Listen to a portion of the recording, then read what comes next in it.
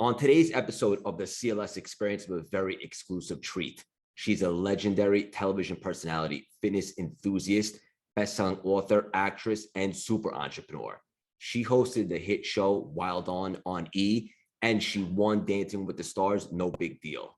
She has an innovative fitness app, and she's graced the cover of the world's most famous and exciting magazines. She's a cancer survivor, philanthropist, and the founder of BB Body and Soul. She's just a juggernaut in all facets of life and a terrific mother. Please welcome the beautiful, brilliant, multifaceted, and self-aware, the iconic Brooke Burke. How you doing, Brooke? That is a really nice intro. Thank you. Thanks for having me. I did good by you? me. Look, like I always say, it's your story. You wrote it. I just said it. Thank you. Well, it sounds good on paper. If anybody really knew all the ins and outs and the ups and downs of the arrival to where I am right now. How long do we have? No, I'm kidding. The funny part is we probably could have chatted for an hour before we hit record.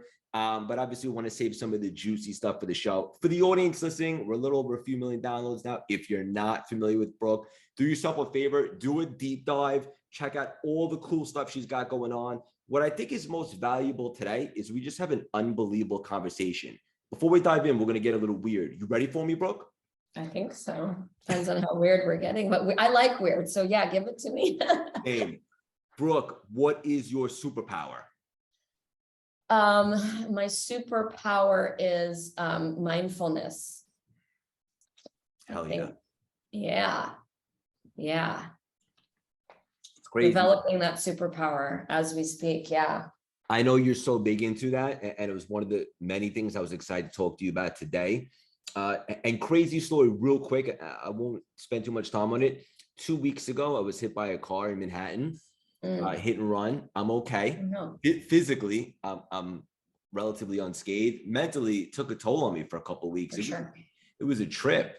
But one of the lessons that I took out of it so far, it's not like I needed to live with a sense of urgency because I already have. As I told you, I reinvented myself. I just got engaged. I have a career that fills my cup. I love what I'm doing. So it wasn't one of those that was at like a dead end job or had to get out of a relationship. But what it did teach me is just to be so mindful and present, right? Like I don't care about what's happening 30 minutes from now, what happened 10 minutes ago, just to be right here, intimate, present, and mindful with you, just to make the most of this moment. That's one of the takeaways that I got from that. But I was excited because I know how big you are into that.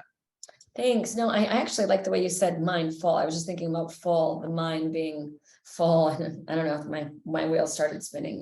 Good. But you're right. I think one of the hardest things to do is to be present. And I'm definitely a person that has dove into the past, has done that work. I've learned, I've grown, I've evolved, I've dissected all that, although therapy 101 kind of stuff that brings us to where we are. But it's been a really interesting ride for me. We just added the soul part to Brooke Burke Body. And the reason is because everything that I'm doing in my fitness app is really so much more than just the body and fitness and wellness. Wellness now, we talk about mental wellness, physical wellness, but there's a soulful part of it. I don't want to say spiritual because not everybody's spiritual, but there's a mindful part of it that I think connects all those dots. And I'm obsessed and I'm diving deep into what happens in the mind and the body, in the spirit when we really slow down. It's like the art, it's the doing of not doing, right? And it's just that being, I know that was really a mind fuck for me. I had to. Can you run that back? What did you say? I know. I did the same thing. So I read this in the Tao Te Ching, and it is the doing of not doing. And I know you have the same reaction I did. And I've been putting it into some of my mindful meditations that I try to end all of my fitness classes with. And it's a real thing to do nothing, right? It doesn't mean we just lay still and we listen to our breath and we get present. There's a whole art to doing. It's the doing of not doing. And I know, I think your face is the same as mine. Because you got nuggets right now. That's awesome. It's a practice. It's really freaking hard. Yesterday, I was finishing one of my live classes in Malibu. And I asked everybody, I'm respectful of time. well, we all have a life to get to. I want 5 minutes. I want you to lay here for 5 minutes and do nothing. And one girl was on her phone. One girl was on her phone, had the music playing. And I was a little bit bossy yesterday. And I was like, listen, don't take the gift away from the person next to you. But this is 5 minutes. This is a 5-minute ask. And if you don't have 5 minutes to give yourself and what you potentially can gain in this moment, like, we have much bigger problems to discuss. It's so hard to get people to take 5 minutes of stillness. I say this a bunch of times and it's cheeky, but it's like, I've discovered it's the only way to listen to the language of your soul, to hear your heartbeat, find your rhythm, your inner rhythm. Sounds like you know what I'm talking about. Yes. It's hard, in that moment of you like wanting to be present or having something scary happen, or you're probably living presently already, but life is precious and it's going by really fast. Like before we started recording, we're like September 1. Time is cruising. You better live it. You better live it, and you better get what you need every day, because we're just here for a minute, right? A moment. So yeah, and you mentioned spirituality, like forget about that for a second, like soul and spirit, in terms of this human experience, like just like that, it's over in the blink of an eye. It's sometimes prematurely. So you really have to make every second count.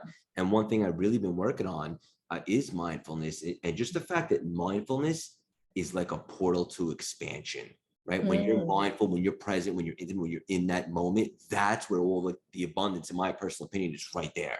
I love that. Yeah.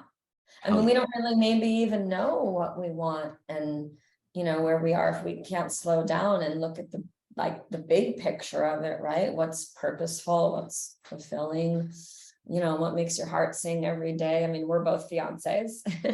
Congratulations. I never thought I'd be in this space, and, just taking time to be in gratitude of love. And it's just I feel like it's a really beautiful time for me right now, but it's also because I'm slowed down a little bit. I probably cruised pretty well in overdrive most of my life. Yeah, same. And I value that. I appreciate that, but I'm just really careful right now to make sure that I work on present moments. Yeah, you nailed it. Work, right? And this is a season to grind, right? But as you kind of become a little bit more advanced with this stuff, you realize like it's not always do. Sometimes it's allow. Yeah, I like that, a season to grind. That's beautiful. I talk about seasons a lot because I think there's moments, and I've probably been grinding my whole life in my career, raising kids, working, doing what I do, loving it, I thought I was doing pretty great in that space from the outside looking in, for sure. But then you kind of grind and you get to your top of your mountain or your plateau or wherever you're going. And then what? Like, so here we are, like life is beautiful. I'm so grateful, but then what? And what's the next climb? What happens now? So I'm kind of like in that space right now, doing a lot of mindful work, a lot of soul work. Same. Yeah. A lot of work outside, like a lot of work in nature, which is really unique. I think the pandemic introduced those possibilities. Mother Nature kind of went, here you go.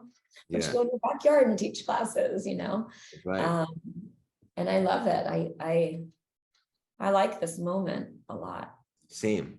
Yeah, this is a great season. Lucky us. Yeah. Well, listen, it's easy to for somebody to tell us this, but let's be honest, like you have to go through life and you have to experience and try new things, right? To realize like, let me just be present. Like, let me feel all the feels. Like, even like I just got engaged. Everyone's like, when's the date? I'm like, we haven't even started. I like using the word fiance. Like, let me just have this minute. And that's something the old Craig definitely wouldn't have done.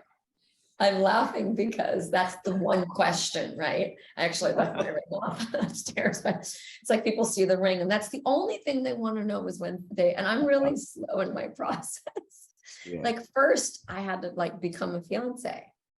And now I say to Scott all the time, I'm like, well, first of all, boyfriend was sexy. Like I happen to like the sound of boyfriend. Now you're a fiance. Like, let me just roll it. Let me just like bask in that for a little while. Husband, wife, like I'm like you. I'm like, I don't even know when, where, how. And it's literally, I don't know how long you've been engaged. I've been a fiance for a year. So now I'm starting to think about it, just to keep momentum, keep momentum. but I'm with you. I'm like, yeah. Hell yeah. Look, I've only been engaged for a month. For the audience Oh, listening, yeah, so sometimes it takes some time, right? It's not your first rodeo.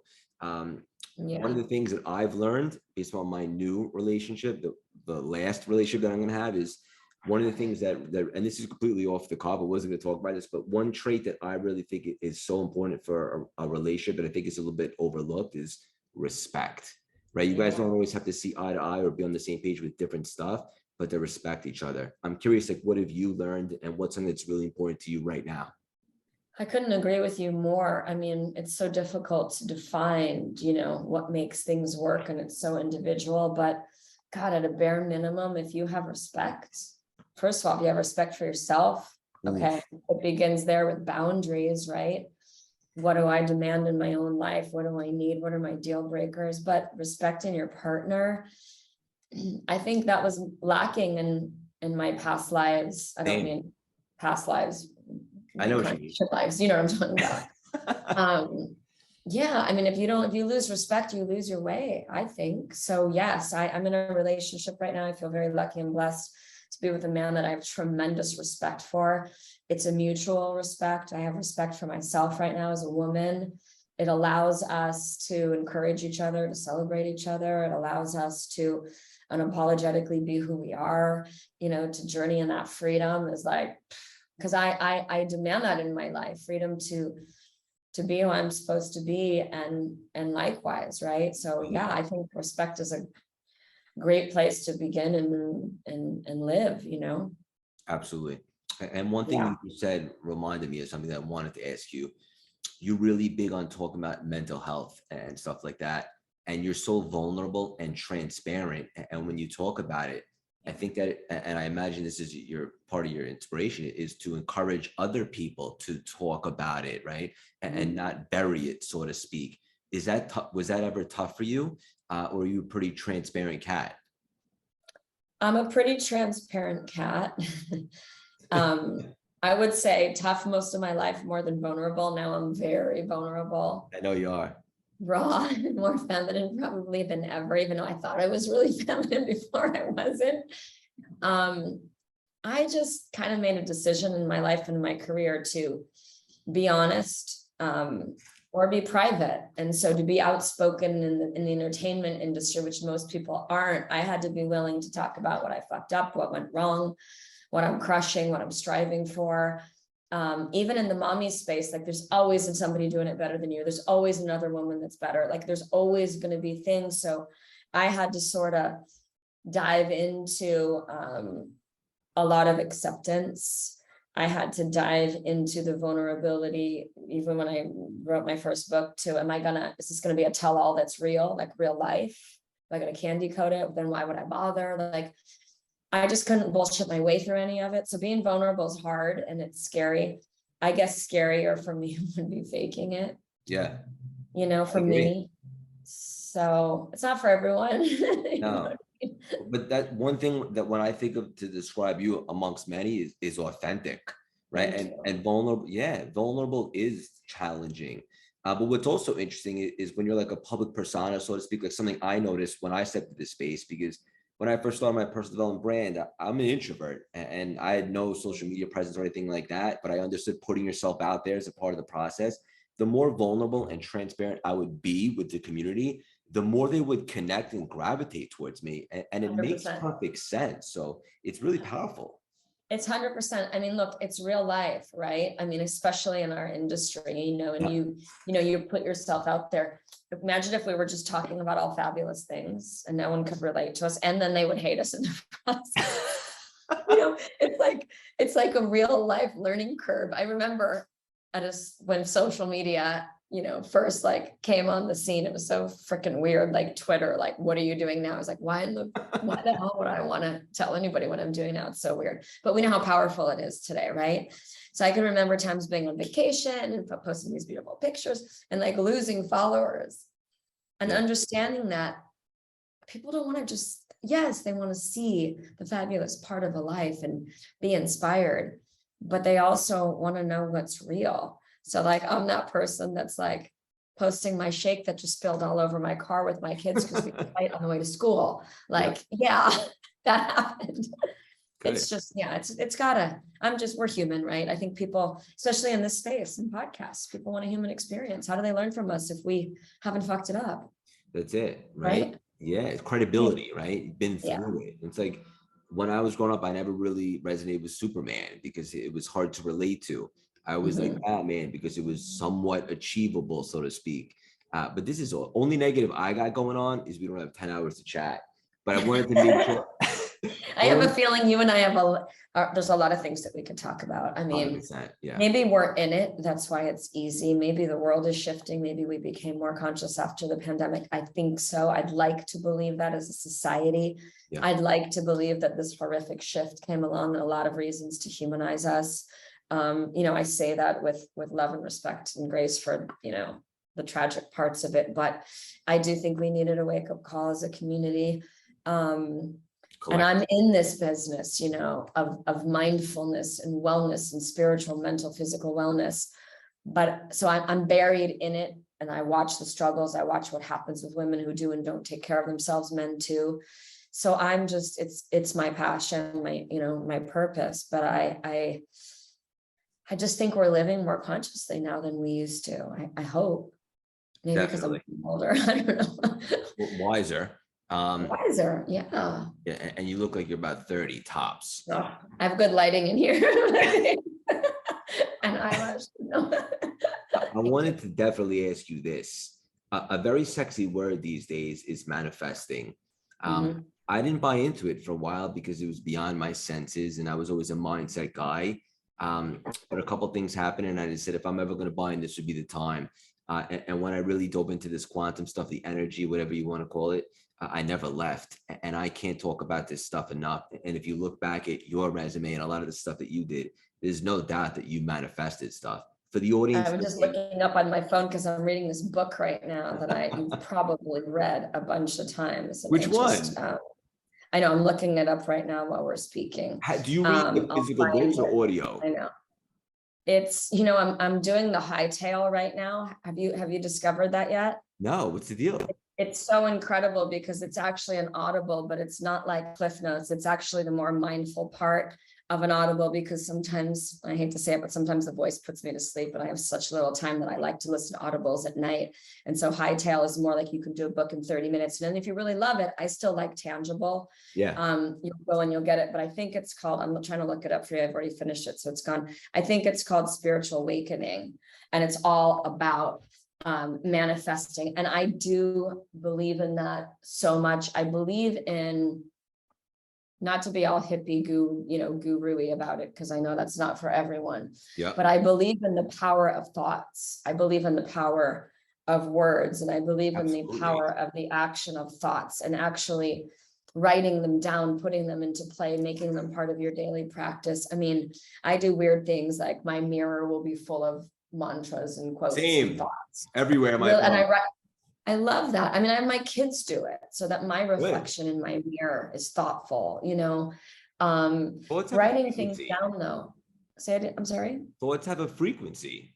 Yeah, well, totally. And I'm really into frequencies as well, which is kind of a new thing, that we're hearing about. But I believe in power of that, and to think it and to will it and to let it simmer and to spend time with it. I think we're so powerful. And if we kind of, if we believe the talk, if we believe the inner dialogue, if we train our brain, if we dive into positive, powerful self-talk, I guide a lot of programs in that. So I really know the power of, on both sides, how crushing, how negative, how damaging it can be, and how powerful it can be on the other side of just getting your brain in the game and believing that inner dialogue and making it real. So I think also just to add on that, not only believing, but feeling it.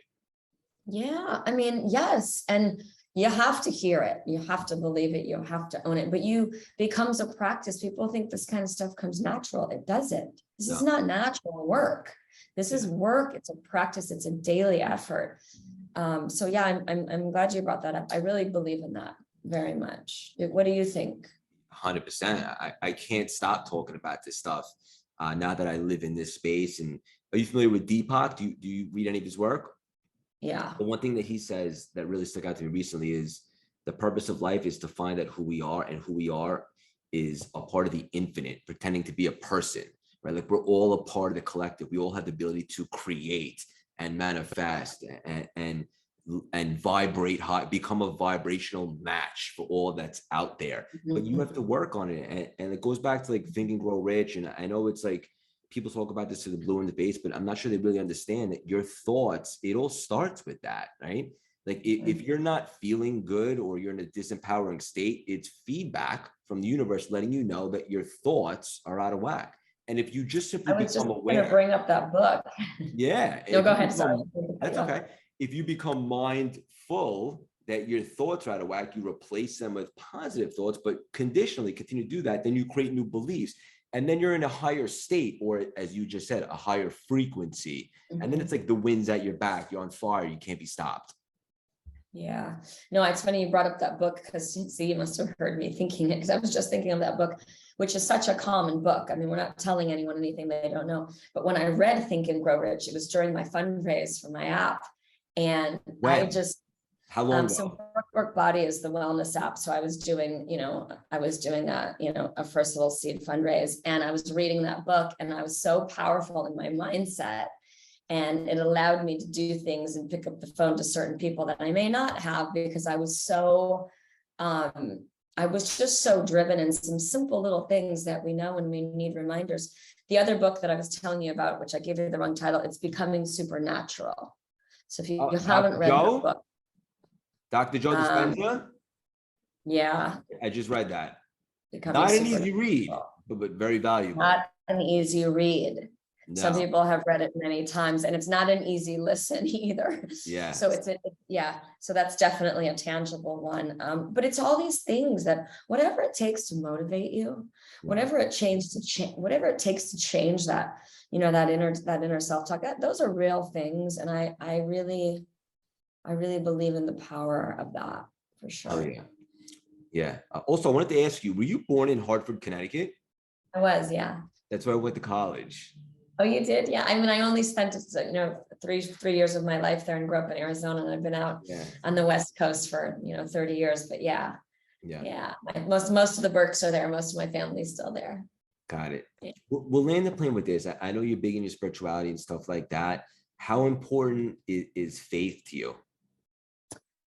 Faith is super important. I mean, depends on, how you refer to it. I mean, my faith in God is very powerful. I believe in a lot of things, though. I believe in the Buddhist practice. I believe in energy. I believe in frequencies. I believe in all different types of religion.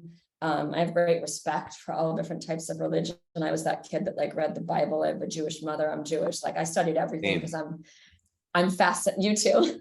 I'm Jewish. Yeah, I read the Bible. But I'm fascinated by all things. A lot of synergy here.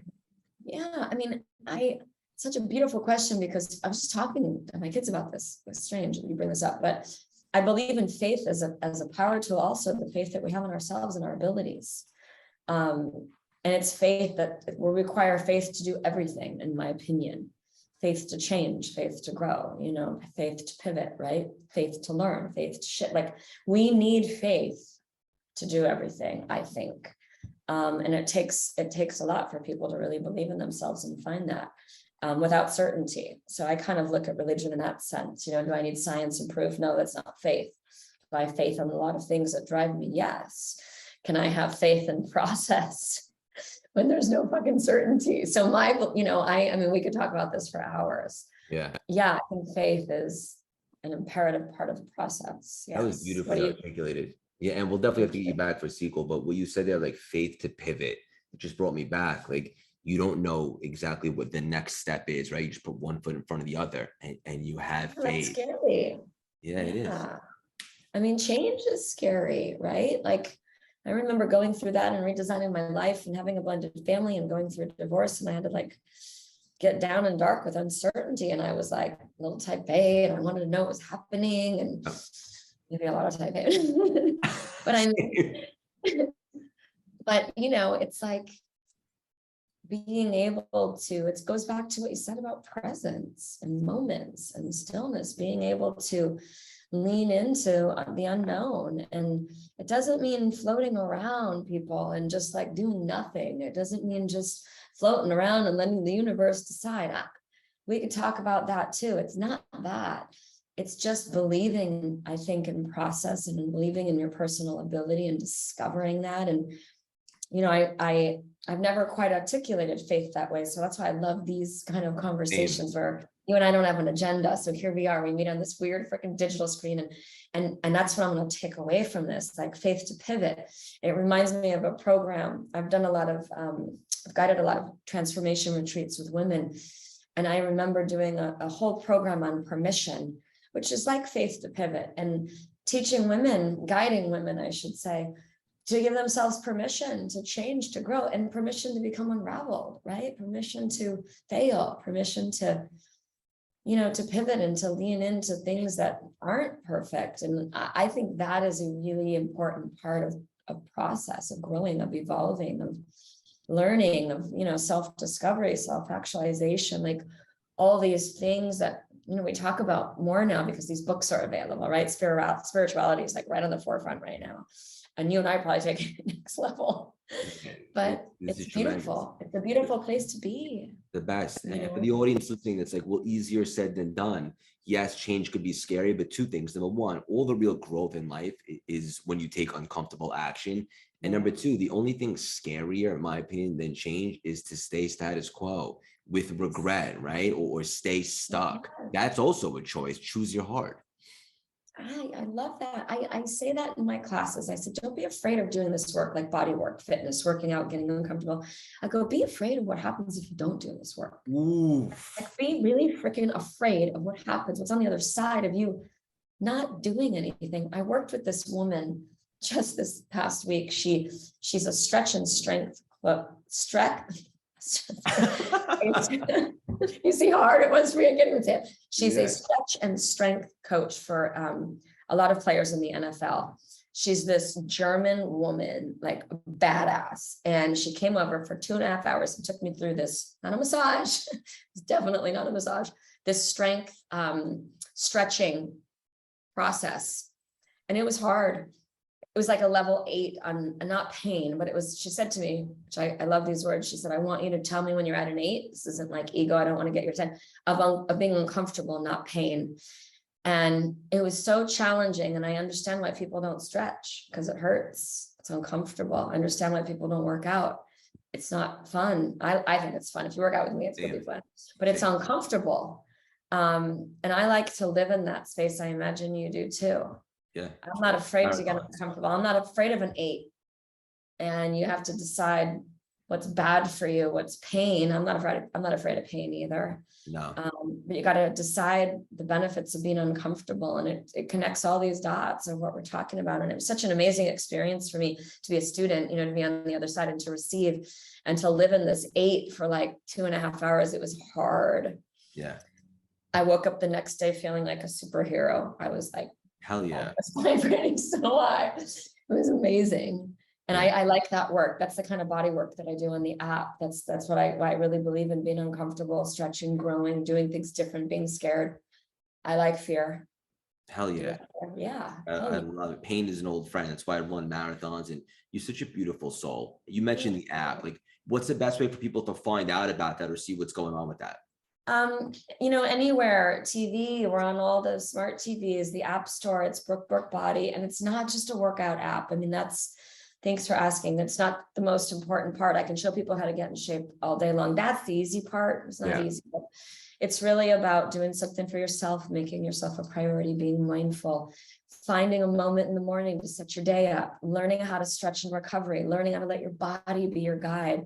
And I have 5-minute workouts, I have 45-minute workouts. I've got yoga, family stuff, partner workouts, mindful moments in the morning. It's this, I like to say, it's just an opportunity to set up a digital space at home. And I'm just giving options, possibilities. I want people to make decisions in their wellness game. It's not even fitness. It's really like this whole big picture of mindful fitness and wellness. And we have to take care of our body. Or we're in big trouble, right? You think about, look, people who aren't being mobile, people who are sitting on the couch, the quarantine 15, 25, whatever happened to you while you were sitting around stuck at home. You know, we were all in it together. So it was a great learning experience. Yeah. So the app, it's like it's a quarter a day, maybe not even, I don't even know the math, but it's worth it and it's everywhere. And if it's not me, find YouTube, find free content, find something to do. And if it is me, I have an amazing community 24/7. Like we inspire each other, we connect. Awesome. I think community is really important. Same. And there's men on there too. Oh yeah. Yeah. And also like it gives some accountability to people. And a sense of accomplishment, right? Mm-hmm. Like the other side of those days, you look really fit, even though I only see you from here up. I know you're fit. The other side of those days where you don't feel like it, like those are the days you need to push through. And, you know, I like to think of myself just as an encourager, you know, and we have to do that. And you're right. It's that sense of accomplishment. We're doing this plank challenge, which is so hard. I freaking hate planks. I hate doing planks. I hate them. And I love to hate them. We're doing them every day and getting up to like 3 minutes. And I tell people like not all the obvious stuff, your metabolism, the accomplishment, the body change, the upper body sculpting, but it's this sense of accomplishment to crush a 1 minute plank. It's a freaking plank on the ground. Like who cares? You feel so strong and so powerful. And that's what really inspires me. That's the purposeful part of the work for me. Bang. I love it. Best part for me is just the friendship. We're definitely going to get you back for sequel. We're a couple million now on the podcast. Yeah, hell yeah. What's the best way for the community and the audience to support you, Brooke? Thank you. I'm easy to find. Reach out to me. I mean, if you want to support me, have a conversation with me. I love feedback, what I'm doing, what I'm not doing, because I'm constantly creating content. So it's just Brooke Burke. The app is Brooke Burke Body. You can find me anywhere. And it is personal. Like it's not my assistant, you know, on the computer pretending to be me. I really care about this work and it matters to me. And these conversations, thank you. Yeah. Thank you. They make me think. I never want to stop learning and growing and thinking. And I can tell like your work, you're inspiring people. I love the shift of where you came from to where you are. You know, I come from a business and entertainment. It's like, I love it. I'm grateful for it. But like, then what did I do with it? Right. So I'm in a space right now that, you know, fills my cup. So yeah, let's talk again. Let's do it. Let's connect. 100%. How can I personally support you? Oh, come work out with me. Let me know what you think. How can you personally support me? Gosh, nobody ever asks me that. I'm like stuttering right now. That's so nice of you. Nobody asks you that. I just want to, let me just let this simmer for a moment, because I'm going to give you a real answer. One thing that I've learned is when I offer help, I want people to receive that. Right. So I love that you're asking me that. Thank you. Your audience is gonna meet me and gonna hear this conversation and, you know, maybe want more of this. And all I'm really offering is a little bit of feel good in my app and in my process. So I think job done. Thank you. And we'll support each other. We'll do a little pitch and catch. That's so nice. Thank you. Yeah. Hell yeah. And Brooke, I could personally I'll support you too. I could personally guarantee your best yet to come. Keep on spreading your wings and leaving your mark on this world. So much love and respect for you. Thank you so much, genuinely, for stopping by and dropping these priceless nuggets today. I love it. I can't wait to do it again. And I can't wait to see this. I love it. Thank you so much. That was an awesome conversation.